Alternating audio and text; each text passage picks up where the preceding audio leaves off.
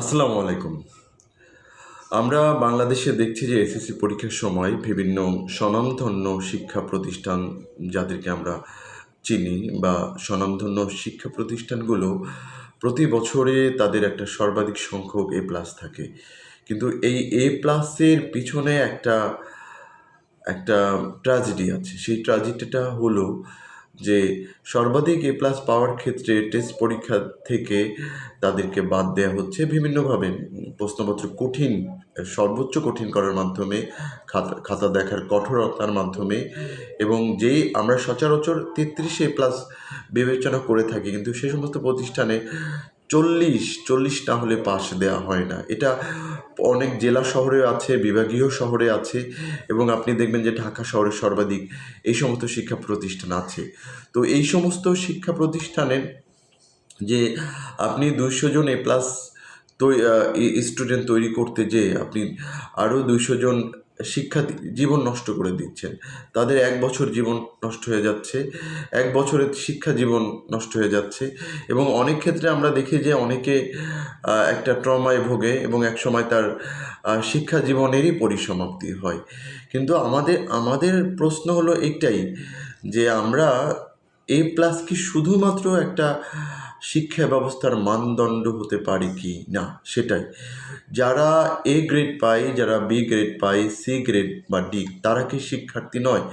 তাদের কি পড়াশোনা করার কোনো রাইট নাই এই সমস্ত প্রতিষ্ঠানে? তারা কি তারা বি গ্রেড পাবে বা তারা এ গ্রেড পাবে বলে তাদেরকে পরীক্ষায় নেওয়া যাবে না এবং স্কুলের ভাবমূর্তি নষ্ট করা যাবে না? তো স্কুলের যারা ভাবমূর্তি যদি নষ্ট না করা যায়, এই সমস্ত শিক্ষার্থীদেরকে আপনারা ষষ্ঠ থেকে নবম পর্যন্ত নিয়ে আসলেন কেন? আপনাদের রাখা উচিত ছিল না? আপনাদের এত ফিল্টারিং করা উচিত ছিল না? আপনাদের জেনে বুঝেই দরকার ছিল আপনারা এ প্লাসের স্টুডেন্টরা অন্য স্কুল থেকে নিয়ে আসেন।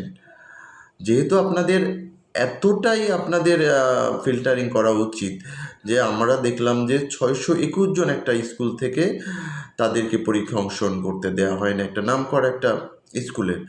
আবার আমরা দেখলাম 234 জন শিক্ষার্থীদের তাদের পরীক্ষায় বসতে দেওয়া হয় নাই।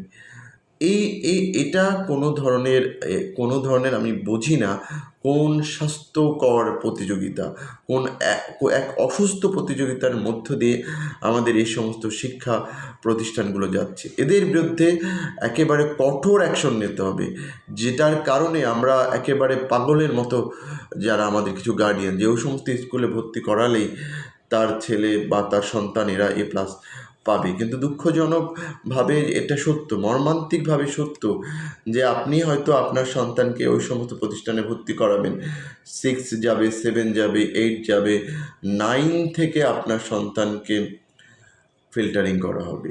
তারপরে আপনি কখনো চিন্তাই করতে পারবেন না যে আপনি লাখ লাখ টাকা আপনার খরচ হয়ে যাবে, কিন্তু একটা সময় আপনাকে হতাশ হতে হবে। কারণ আপনার সন্তান যদি সেই ধরনের ম্যারিটোরিয়াস না হয়, আপনার সন্তানকে ইনপুট যে ইনপুট যেভাবে দেয়া হবে, আউটপুট যদি সেইভাবে যদি না আসে, আপনার সন্তানকে ওই স্কুল থেকে বের করে দেওয়া হবে বা আপনার সন্তানকে পরীক্ষায় বসতে দেওয়া হবে না। তো জেনে শুনে বুঝে আপনার সন্তানকে এমন জায়গা দেওয়া উচিত নয় যেখানে শুধু এ প্লাসের একটা কারখানা, যেটা এ প্লাসের মেশিন বা কারখানায় কখনোই আপনার সন্তানকে আপনি ভর্তি করাবেন না।